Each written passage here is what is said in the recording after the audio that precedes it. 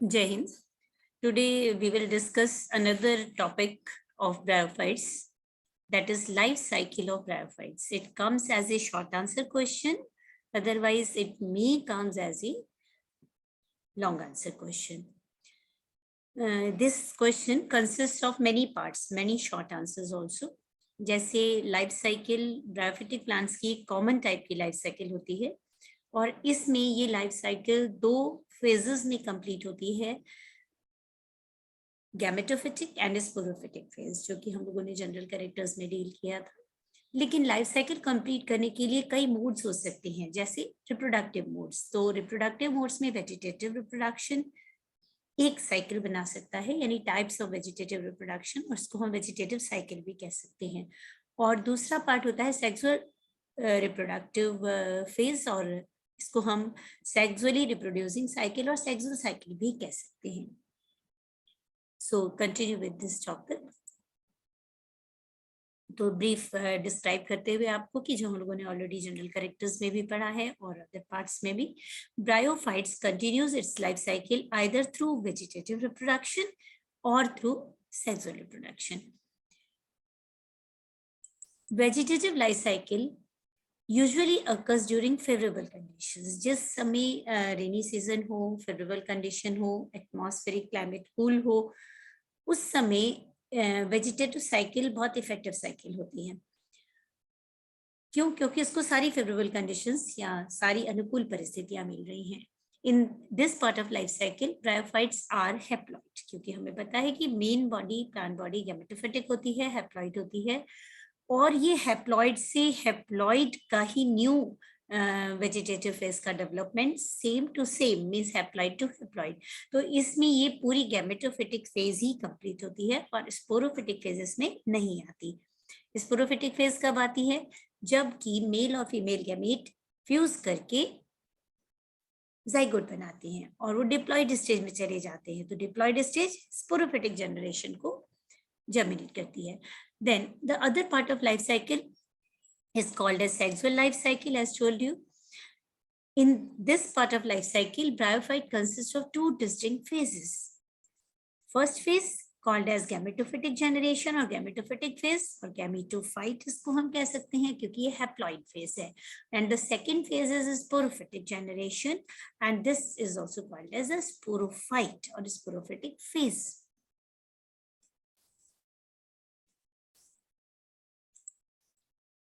एक ये जेस्चर पूरा लाइफ साइकिल का दिखाया है। अगर शॉर्ट आंसर क्वेश्चन आता है लाइफ साइकिल पे, अगर सेक्सुअल रिप्रोडक्शन या सेक्सुअल साइकिल पे आएगा तो हमें क्या करना है, और वेजिटेटिव आएगा तो क्या करना है।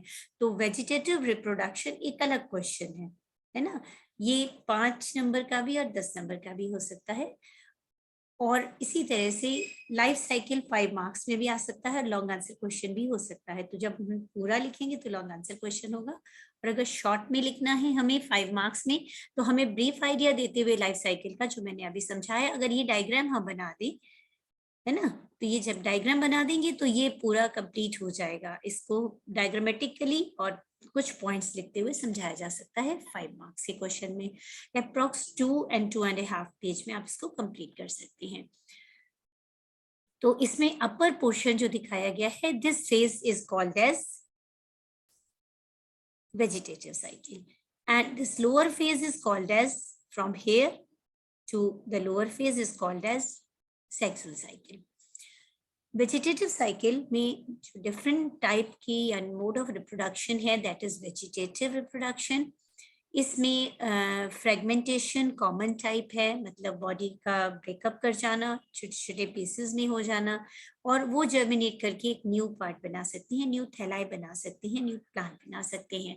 सेकेंड है एडवेंटिशियस ब्रांचिंग, यानी एडवेंटिशियस ब्रांचेस अराइज हो सकती हैं थैलॉइड स्ट्रक्चर से, मिडरिब से, राइजोइड से, या अगर हायर ब्रायोफिटिक प्लांट्स हैं लाइक मॉसेस हैं तो उनमें ब्रांचिंग सिस्टम हो सकता है, इनको हम एडवेंटिशियस ब्रांचेस कहते हैं। तो ये सभी प्लांट्स में नहीं होता, कुछ ब्रायोफिटिक प्लांट्स में होता है। इसी तरह से ब्रांच के टिप्स का मतलब apical portion, apical portion dichotomy करके न्यू ब्रांचेस बनाता रहता है, और नहीं तो इनके एपिक्स पर या नॉच में मेरिस्टेमेटिक सेल होती है, जो कि ऑफ सीजन या अनफेवरेबल कंडीशन में भी सर्वाइव कर सकती है और फेवरेबल कंडीशन में डिवाइड करके न्यू थैलाई का या न्यू ब्रांचेस का फॉर्मेशन करती है। ट्यूबर फॉर्मेशन है नेक्स्ट टाइप का वेजिटेटिव प्रोडक्शन। ट्यूबर्स कहाँ अराइज हो सकते हैं? ट्यूबर्स एपिकल नॉचेस पे, जहाँ मेरिस्टेमेटिक सेल है उसके डिवीजन से अराइज हो सकते हैं। राइजोइड्स की टिप्स पे अराइज हो सकते हैं। ये ट्यूबर्स वास्तव में ट्रू एंजियोस्पर्मिक ट्यूबर लाइक नहीं होते हैं। They are small bulb like structures which are having a group of cells, है ना, उनमें ग्रुप ऑफ सेल्स होती हैं और उनमें सब कैपेबिलिटी होती है। राइजोइड्स बनाने की कैपेबिलिटी होती है, उनमें क्लोरोप्लास्टिक सेल्स होती हैं, उनमें स्टोरेज सेल्स होती हैं, तो वो थैलॉइड फॉर्म को कंप्लीटली डेवलप कर सकता है या कंप्लीट लीफी फॉर्म को डेवलप कर सकता है। नेक्स्ट रिप्रोडक्शन है जेमी, है ना, formation of Jamie, specific reproducing और पैरेनेटिंग बॉडीज, जो कि सब ब्रायोफिटिक प्लांट्स में नहीं होता। कुछ एग्जांपल्स मैं आपको बताऊंगी। तो ये जेमी स्पेसिफिक स्ट्रक्चर होते हैं जो कि कप लाइक फॉर्मेशन में बनते हैं। देन मॉसेस में ये कॉमन टाइप का वेजिटेटिव रिप्रोडक्शन है, formation of primary protonema, secondary protonema. These are filamentous structures formed by the germination of spores which are haploid in nature or from the gametophytic plant body. Then death and decay of thallus is generally present in all bryophytic plants. Means gradually as plant grows or matures, जो पुराना vegetative part होता है वो DK करता जाता है, इसकी death होती जाती है, वो डिजेनरेट होता जाता है और एपिकल पोर्शन या अपर पोर्शन न्यू थैलॉइड का या न्यू ब्रांचेस का फॉर्मेशन करता रहता है। तो इस तरह से ये वेजिटेटिव साइकिल जो है वो लाइफ साइकिल का एक इम्पॉर्टेंट पार्ट है, जो कि फेवरेबल कंडीशंस में होता रहता है। कभी कभी नॉन फेवरेबल कंडीशंस में, जैसे मैंने बताया, जेमी का फॉर्मेशन होना तो या ट्यूबर्स का फॉर्मेशन होना, ये पैरेनिटिंग बॉडी की तरह से वर्क करते हैं।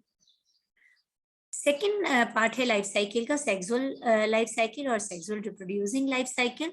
ये जनरली जब रेनी सीजन होता है, क्योंकि रिप्रोडक्शन के लिए, फर्टिलाइजेशन के लिए वाटर इज असेंशियल पार्ट। तो जब वाटर होगा तभी ये मोटाइल एंथीरोजॉइड्स मूव करके आर्किगोनियम तक पहुंचेंगे। तो यहाँ पर ये gametophytic plant body which is main plant body, they are having two types of reproductive organs, male and female. Male are called antheridium and female reproductive organs are called archegonium. They are generally embedded in the thalloid forms, और अगर leafy forms हैं तो ये head बनाते हैं, जिनको antheridial head और archegonial head कहते हैं, जो हम लोगों ने जनरल कैरेक्टर्स में डिस्कस भी किया था। Now antheridium is having club shape और ovoid structure in which small cells are arranged in a particular pattern. किसी किसी में ये पैरेलल अरेंज होती हैं। जनरली जो है ये पॉलीगोनल एरियाज बनाती हैं। इस तरह से देखिए, मैं इसको डिवाइड करके आपको बता रही हूँ। पॉलीगोनल एरियाज बनते हैं और पॉलीगोनल एरियाज में ये सेल्स अरेंज होती हैं। इनको हम कहते हैं एंड्रोगोनियल सेल्स और एंड्रोसाइट्स।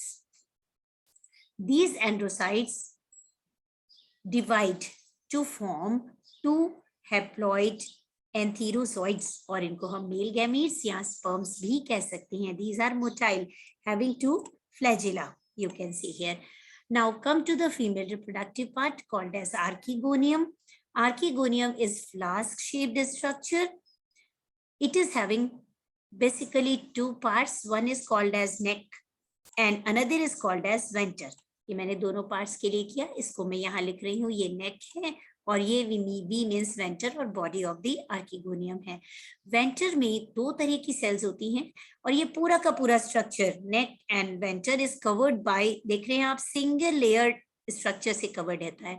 उसी तरह से एंथ्रीडियम भी सिंगल लेयर्ड स्ट्रक्चर से कवर्ड है। ये देखिए, ये क्या है? सिंगल लेयर्ड सेल्स हैं, इनको हम जैकेट कहते हैं और ये स्टेराइल होती है ना। और जो एंथ्रीडियम का एपिकल पोर्शन है, क्योंकि ये एम्बेडेड रहती है, धसी हुई रहती है थैलस की, तो ऊपर भी पोर होता है जिसको हम ऑस्टियम कहते हैं। अब आते हैं आर्किगोनियम में, तो आर्किगोनियम भी कवर्ड होती है सिंगल लेयर जैकेट से। और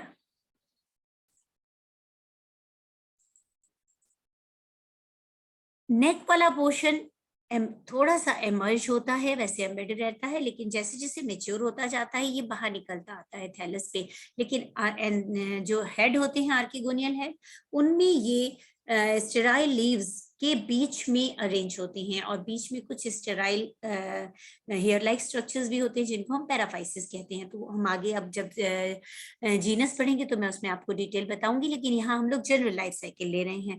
तो इसमें जो अपर पोर्शन है that is made up of neck cells, neck canal cells internally, and upper lid cells. यहाँ पर 4 लिड सेल्स होती हैं। और अगर जो बॉडी है या वेंटर जिसे कहते हैं, इसमें 2 सेल्स होती हैं, एक होती है वेंटर कैनाल सेल और एक होती है egg cell. Now this is an large view of this egg. Egg is haploid structure, here sperm is haploid structure. ये दोनों क्या हैं? हैप्लॉइड स्ट्रक्चर्स हैं। यहाँ तक जहां से हमने प्लांट बॉडी स्टार्ट की, ये पूरी गैमेटोफिटिक फेज चल रही है। लेकिन जब एग और एंथेरोजॉइड में फ्यूजन हो जाता है तो जाइगोट का फॉर्मेशन होता है।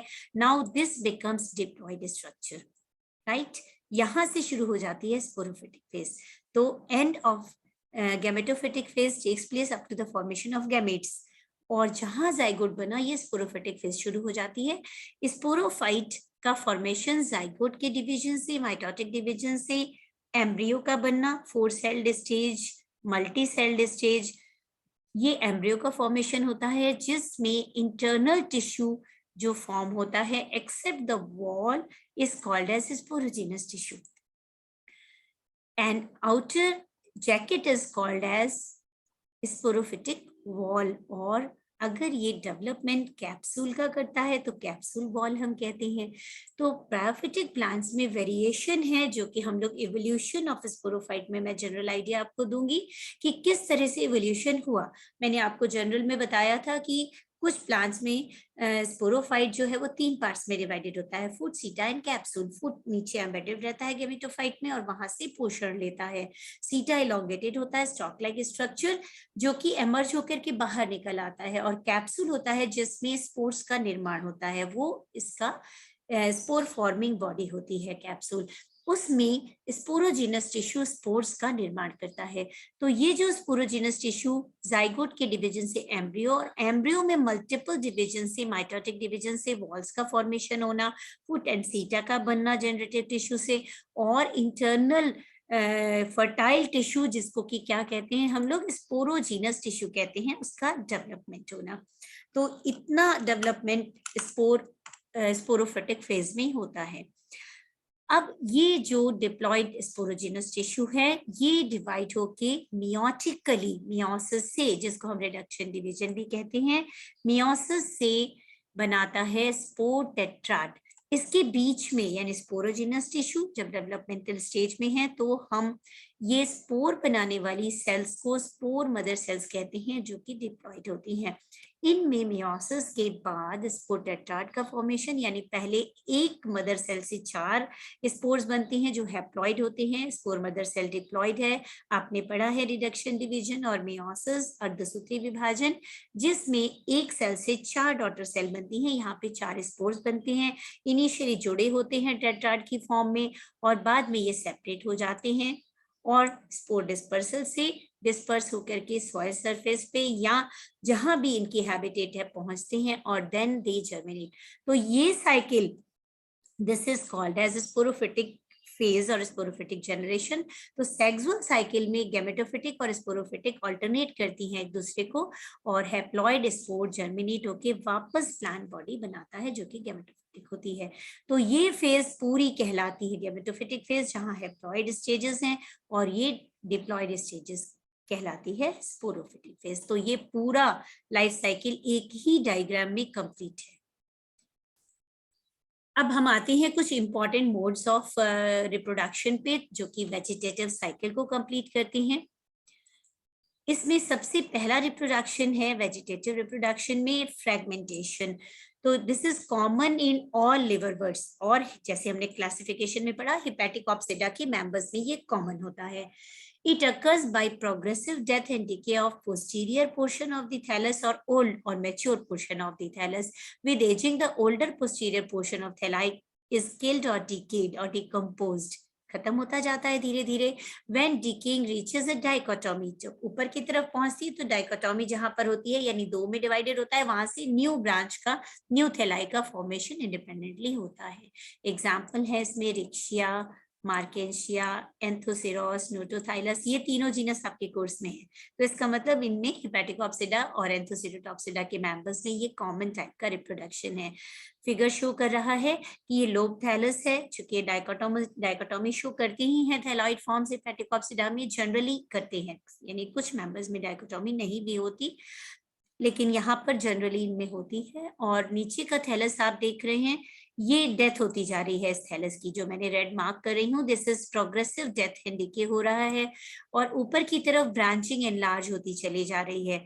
यहाँ पर एक था थैलाई, ये डाइकोटोमी शो कर रहा है, और फिर अब इनमें एनलार्जमेंट होकर के ये दो पोर्शन में डिवाइड हो गया, न्यू थैलाई फॉर्मेशन हो रहा है। इसमें भी एनलार्जमेंट हो रहा है, ये न्यू थैलस फॉर्मेशन हो रहा है, और नीचे का पोर्शन डिके होता चला जा रहा है। सो दिस इज फ्रेगमेंटेशन, और प्रोग्रेसिव डेथ एंड डिके को हम मर्ज करके पढ़ सकते हैं। Now, second type of vegetative reproduction is by formation of adventitious branches. है ना, it was first noted by Kebers in 1904 in Rixia fluitus. Rixia fluitus मैंने आपको बताया था कि ये aquatic species है रिक्शिया की, तो इसमें ये जनरली पाया जाता है adventitious branches का formation होना।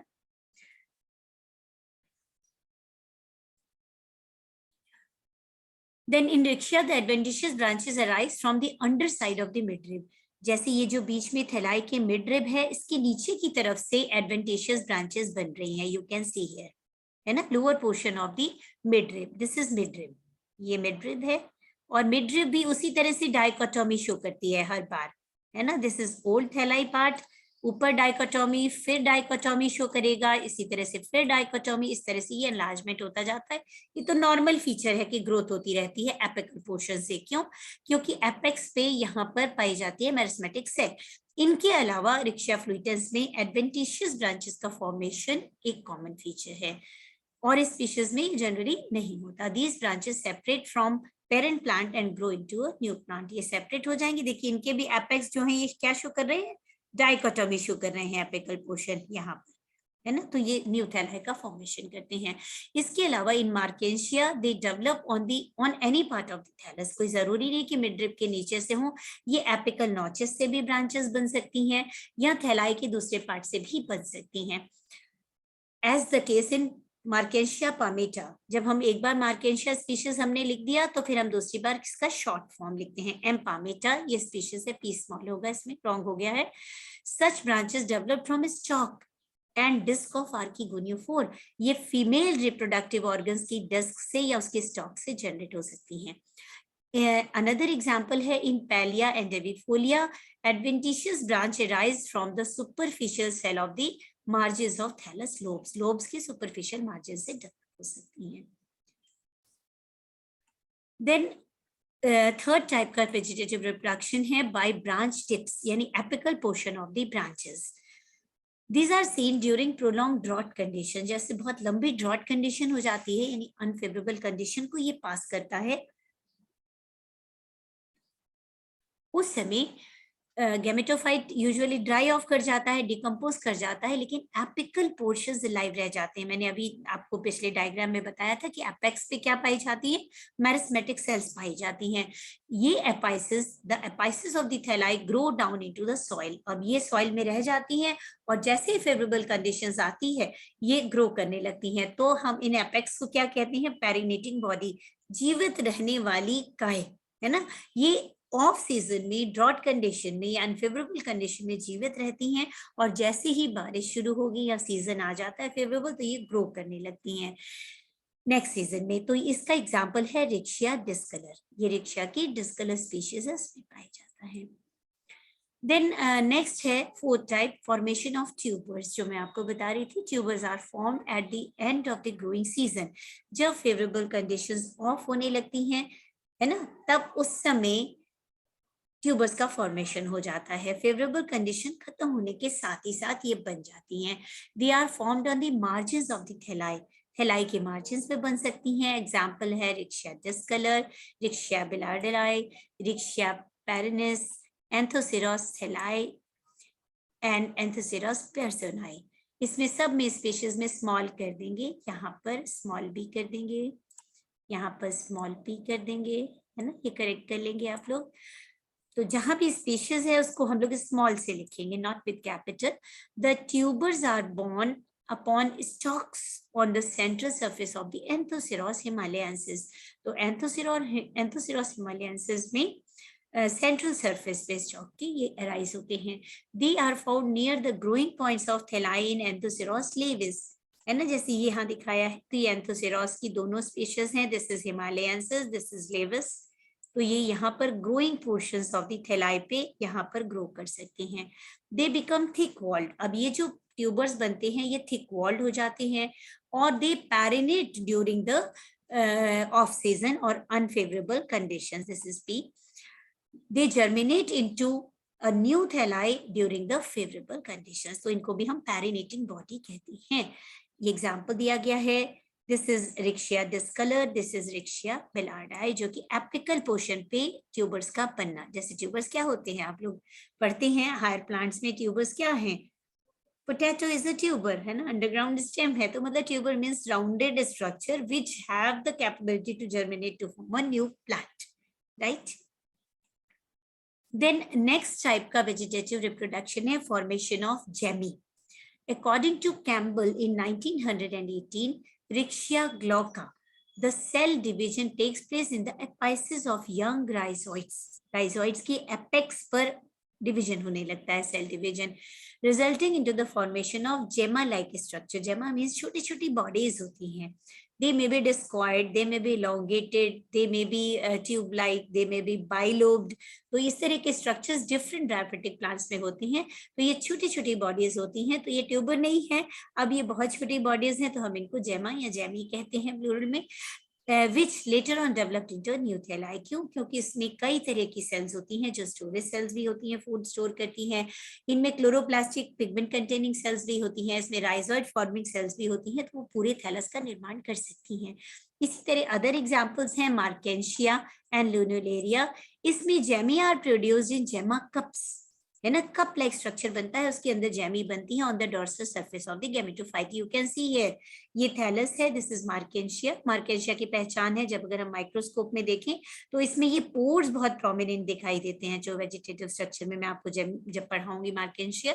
इसमें ऊपर की तरफ ये देख रहे हैं आप, कप लाइक स्ट्रक्चर बने हुए हैं, ये कप लाइक स्ट्रक्चर जेमा कप कहलाते हैं, और इसमें यहाँ पर डेवलप होती हैं छोटी छोटी बॉडीज, जिनकी शेप जो है वो बाइलोब भी हो सकती है, डिस्कॉइड भी हो सकती है।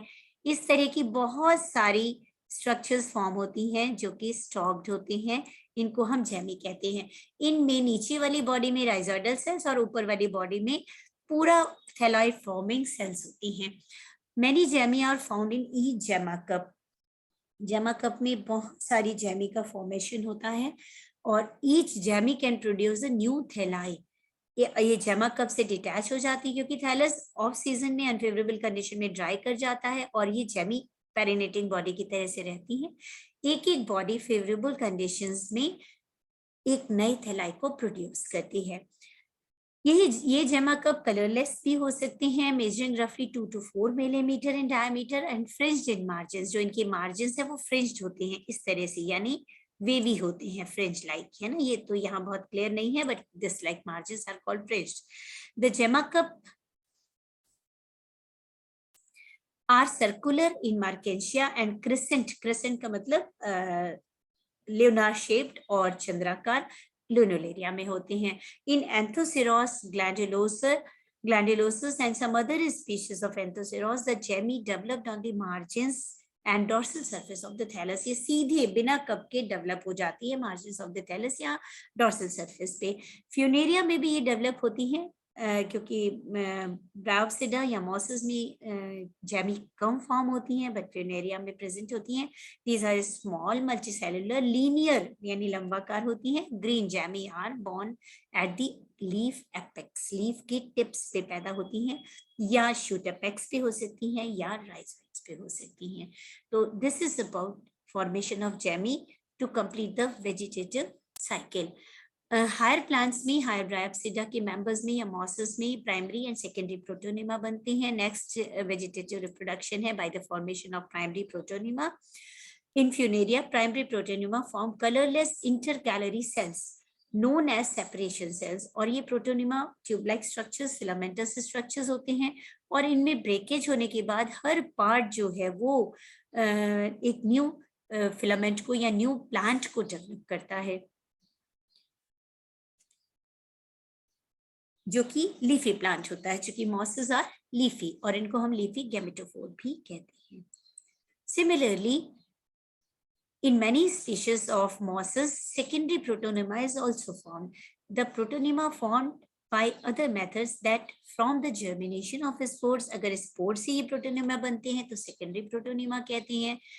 इसको हम they may be formed from any cell of the detached stem, leaf and rhizoids under moist conditions. इनसे भी बन सकते हैं.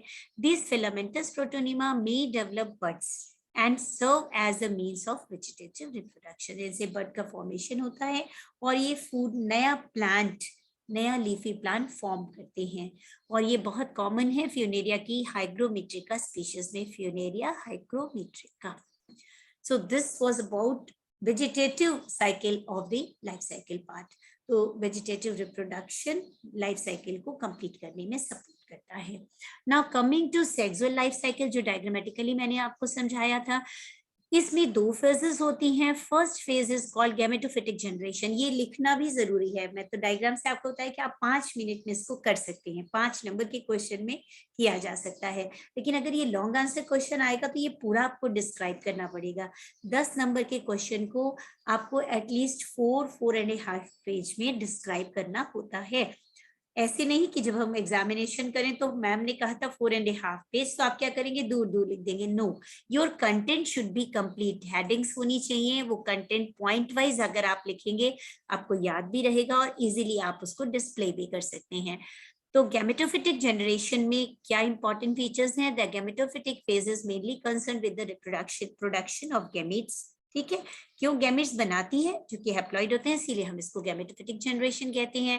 Each cell of gametophyte has a single set of chromosome number that is haploid. ये haploid phase होती है, इसीलिए gametophytic phase है. It begins with the reproduction of haploid spores.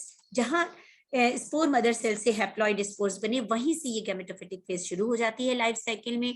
The spores fall on the suitable substratum and germinate to produce gametophytic plant body. Spores को एक suitable habitat, suitable आधार चाहिए, जिसको substratum कह रहे हैं हम यहाँ, तभी ये जर्मिनेट होंगे सुटेबल कंडीशंस में. The gametophyte is an independent plant body which may B thalloid और लीफी, दोनों फॉर्म में हो सकती है. अलग अलग एग्जाम्पल्स हम लोगों ने पढ़े हैं.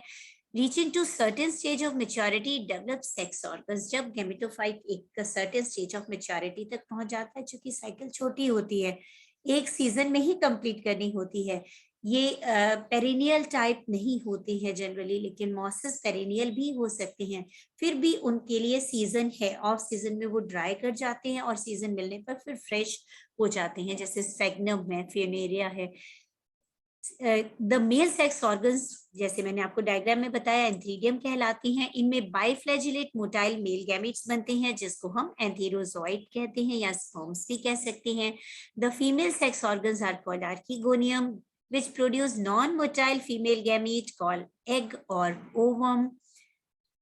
The sexual reproduction is oogamous type. चूंकि हम egg या ovum कहते हैं, तो reproduction oogamous type है. The haploid motile enterocyte fuses with haploid non-motile egg, forms the diploid structure. यहाँ से शुरू हो जाती है sporophytic phase. The gametophytic generation ends by the formation of zygote, which is diploid. Now come to second generation, called as a sporophytic generation. The zygote is the first cell of sporophytic generation. It is retained within the archegonium, है ना, ये archegonium के vendor में ही develop होता है, इसीलिए dependent upon the gametophyte. उस पर डिपेंड करता है लंबे स्टेज तक, स्पोर फॉर्मेशन तक. And multiplies to produce embryo, mitotic division से, जो कि डिप्लॉइड है एम्ब्रियो भी, और फिर बाद में ये स्पोरोफिटिक प्लांट बॉडी बनाता है जो डिप्लॉयड होती है, इसको हम स्पोरोगोनियम भी कहते हैं। अगर शॉर्ट आंसर क्वेश्चन में स्पोरोगोनियम आ जाए तो don't worry, sporogonium and sporophyte एक ही चीज है। The sporophyte is dependent on gametophyte as told you and it remains attached to it throughout its life. जब तक स्पोर नहीं बना देता वहीं तक इसकी लाइफ है, तब तक ये डिपेंडेंट होता है। The spore mother cells produce from sporogenous tissue, जैसे डायग्राम में बताया पहले स्पोरोजिनस टिश्यू बनता है, वो स्पोर मदर सेल्स का फॉर्मेशन करता है और मियोसिस से डिवाइड होता है, और डिवाइड होने के बाद diploid spore mother cell divide by meiosis and form 4 haploid spore, जो कि टेट्राड कंडीशन में लगे रहते हैं पहले एक साथ, और बाद में चारों सेपरेट होकर के एक एक स्पोर एक गैमेटोफाइट का निर्माण करता है। स्पोरोफिटिक जनरेशन स्पोर्स बनने के साथ ही खत्म हो जाती है। तो this is all about life cycle question which may be as a long answer question. So you may study many books, आपको मैंने पिछली बार भी बताया, you can take any book of the second semester which is available in the market now, और नहीं भी available है तो you can take support of old books from the library, क्योंकि लाइब्रेरी में नई बुक्स इस बार आ जाएंगी, अभी परचेजिंग चल रही है। I hope so very soon you may get them. Okay, thank you so much for listening. If you have any query, I have 7 minutes, you may write in the chat box.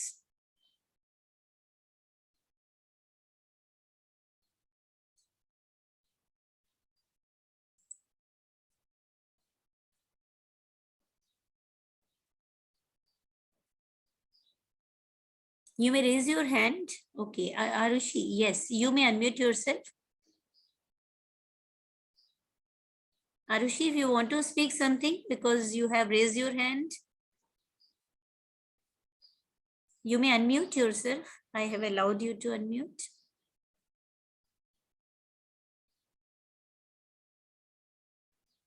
Anzila, if you want to ask any question, any query.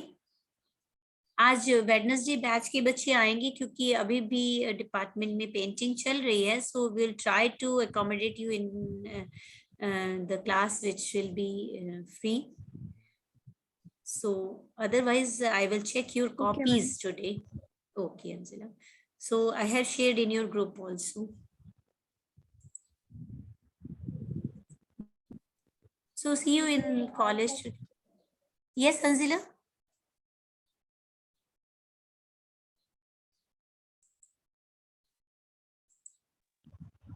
Ma'am वो protonema के बारे में पूछना था.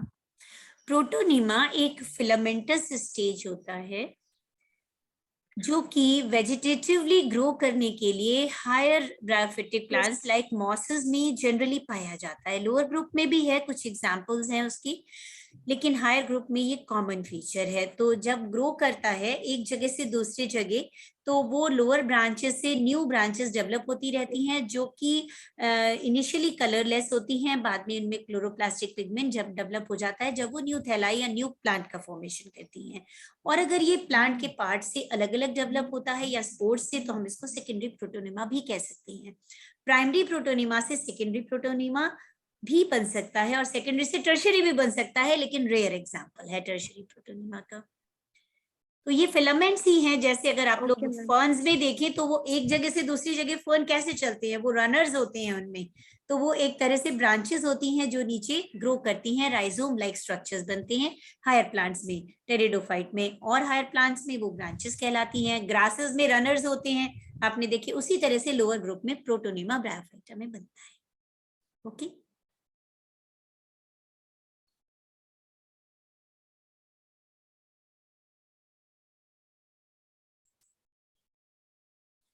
Okay, see you in the class today. जिनका आज practical day है वो लोग आएंगे, others will not come today.